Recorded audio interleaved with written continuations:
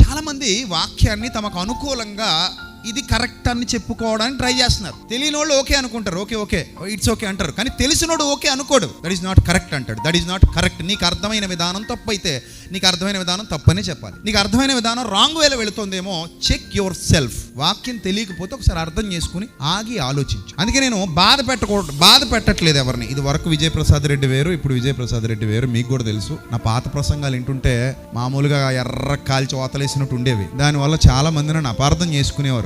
ఏందండి ఈయన ప్రతిసారి ఇలా తిట్టేస్తే ఎలాగండి, ఇలాంటి ఎలా అండి అంటే, అప్పుడు ప్రభు దయ వల్ల నన్ను నేనే పరీక్షించుకుని, అరే నాయన ఇంజక్షన్ చేసేటప్పుడు ఇలా చేయకూడదురా, దూరంగా క్రికెట్ బాల్ వేసినట్టు 10 కిలోమీటర్లు వెళ్ళి ఎత్తుకుని వచ్చి అలా పొడిసేస్తాడు, చచ్చిపోతాడు నాయన, అలా పొడకూడదురా అని నన్ను నేనే తగ్గించుకొని, చిచి ఇది విధానం కాదు, మెల్లగా దూద్ పట్టుకుని దగ్గరికి వచ్చి, అమ్మా ఏంటి పేరేంటి, ఎక్కడి నుంచి వచ్చావు, ఏం పర్లేదమ్మా 2 నిమిషాలు అలా కూర్చో, ఏముండదు, మేము నాకు